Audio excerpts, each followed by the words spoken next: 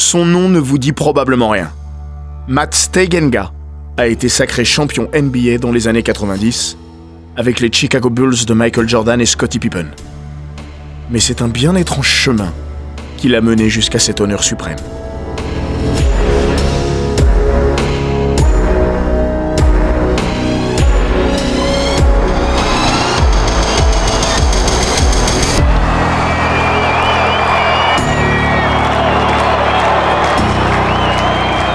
Bienvenue dans les grands récits d'Eurosport.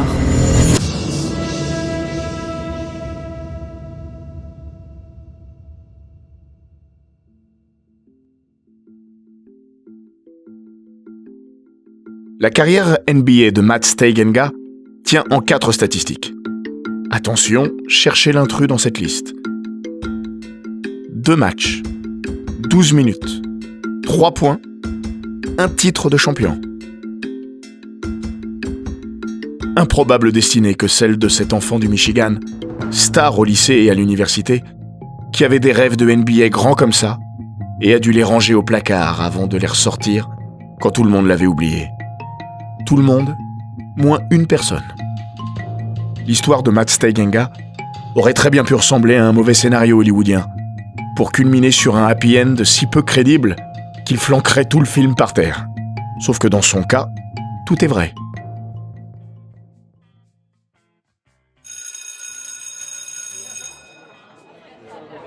Avant d'être un anonyme, Steigenga a été une idole. Au lycée d'abord, à la South Christian High School, dans son Michigan natal. Sportif complet et accompli, aussi doué pour le football américain que pour le basket, il finit par se fixer sur les parquets et affiche lors de sa dernière année des moyennes excellentes. 23,4 points, 10,3 rebonds et 4,2 passes. Lors d'un match, il cumule même 43 points, 19 rebonds et 10 passes pour un phénoménal triple-double. Sacré monsieur basketball, il est incorporé dans le top 20 des meilleurs lycéens du pays en 1988, aux côtés d'Alonzo Mourning et Shawn Kemp. Pas vilain. Pour ne rien gâter, son physique de beau gosse renforce sa popularité. Son passage à la fac ne fera rien pour la diminuer. Dans la prestigieuse université du Michigan, Steigenga devient un joueur clé au poste de 3 quarts, où sa polyvalence fait merveille. Très apprécié du mythique coach Jude Heathcote, il évolue notamment aux côtés de Steve Smith, qui deviendra un joueur prolifique en NBA, avec 3 saisons à plus de 20 points de moyenne à Miami, puis à Atlanta. Après une brillante saison junior, Steigenga voit toutefois ses stats reculer lors de sa dernière année.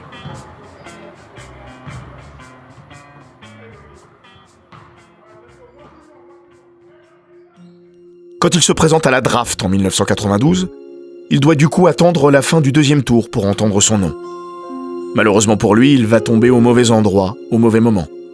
Chicago.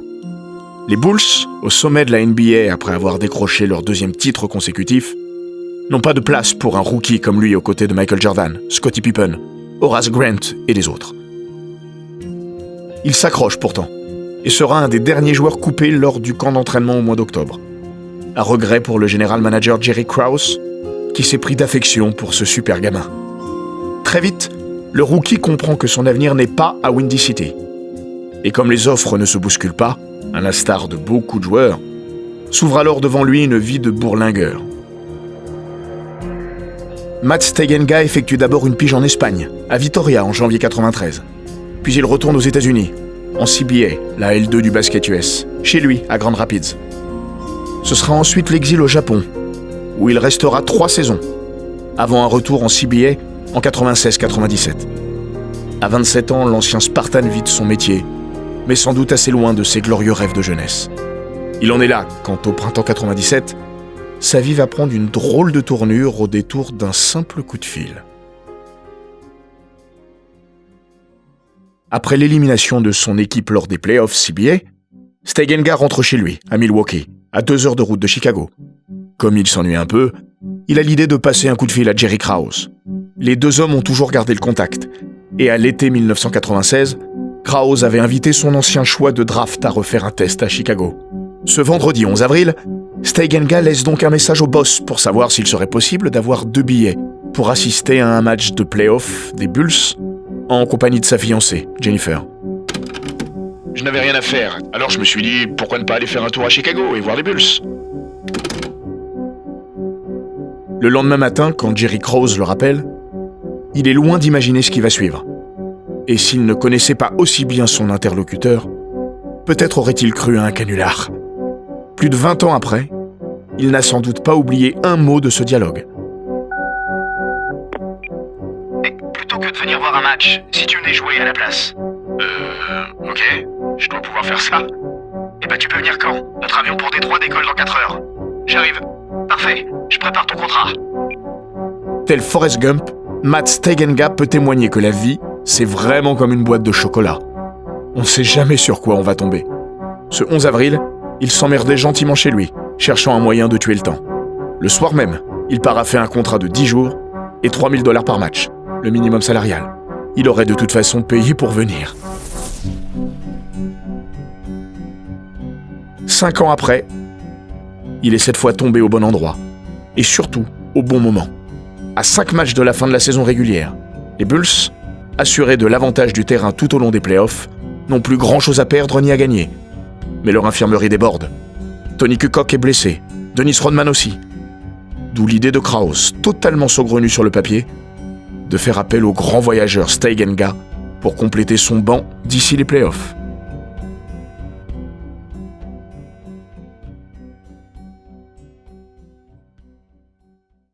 Soyons clairs, les Bulls n'avaient pas besoin impérativement de faire signer un joueur. Mais pour la première fois depuis la draft 1992, Jerry Krause sait que Phil Jackson a une place dans son roster. Il sait aussi que Michael Jordan a Steigenga à la bonne, atout non négligeable. Alors même pour 4 matchs sans grand enjeu, il ne pouvait pas ne pas saisir l'occasion de jouer les Pères Noël. Voilà comment le dimanche 13 avril 1997, près de 5 ans après avoir été drafté, Matt Steigenga s'installe sur le banc du double tenant du titre lors du déplacement à Détroit. À 27 ans, il effectue ce soir-là ses premiers pas en NBA, joue 4 minutes et inscrit 1 point. Les Bulls s'inclinent à Auburn Hills, mais tout le monde s'en fout. Le lendemain, Matt Steigenga est la star. Jordan et Pippen se marrent de voir les journalistes s'agglutiner autour d'un des débutants les plus improbables de l'histoire de la NBA. Je suis toujours sous le choc. Pour moi, c'est juste une formidable opportunité. Ça devrait être sympa. On verra bien comment ça se passe. Oh, qu'il se rassure, ça va très bien se passer.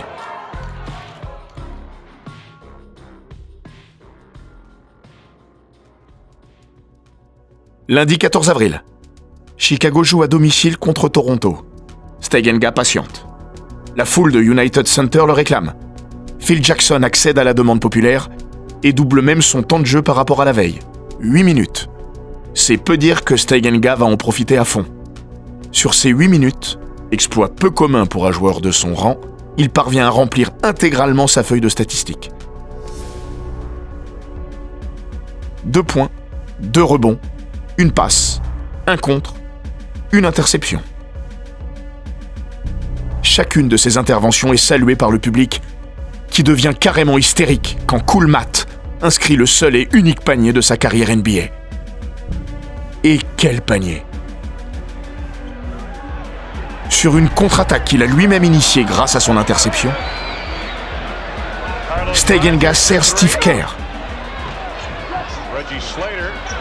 Le meneur des Bulls retrouve ensuite son ailier pour un alley-hoop conclu à une main.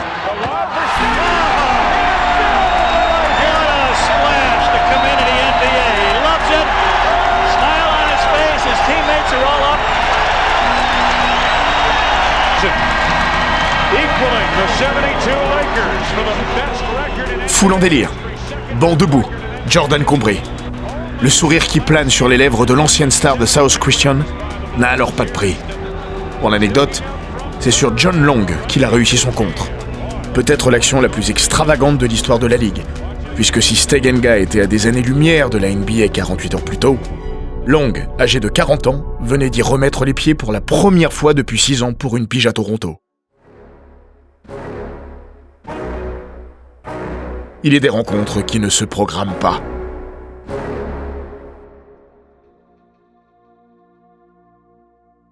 La carrière en NBA de Matt Steigenga s'achèvera là, mais pas sa folle aventure avec les Bulls.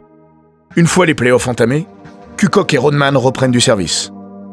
Il n'y a plus de place, même au bout du banc. Mais à l'unanimité, tout le monde lui demande de rester. « Reste avec nous, on va te faire gagner une bague de champion !» lui promet Jordan en personne. Steigenga intègre le Practice Squad jusqu'à la fin des playoffs, qui verront Chicago remporter un 5e titre NBA.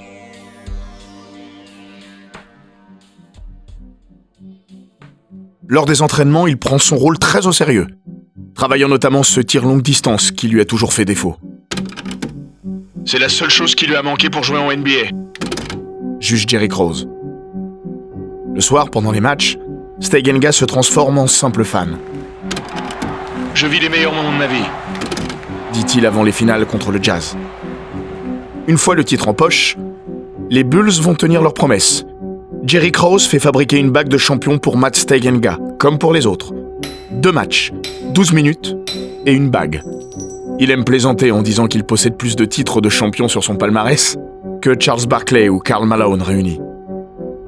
La preuve que dans le NBA Circus, pourvu qu'on vous tende la main, le rêve n'est pas réservé qu'aux géants. Lui aura pris sa part, même infime.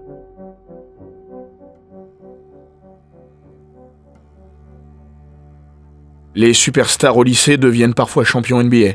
Matt Steigenga aura été les deux. Mais pour relier ce point de départ et ce point d'arrivée, il aura emprunté les chemins de traverse, plus que l'autoroute. Après sa drôle de carrière de basketteur, il est devenu un homme d'affaires avisé dans le Michigan, avec plusieurs coups juteux dans l'immobilier. Il est aussi un consultant fréquent dans les médias pour les matchs du Michigan State. Mais pour tout le monde, Matt Steigenga reste d'abord un champion NBA. 12 minutes lui auront suffi pour ça.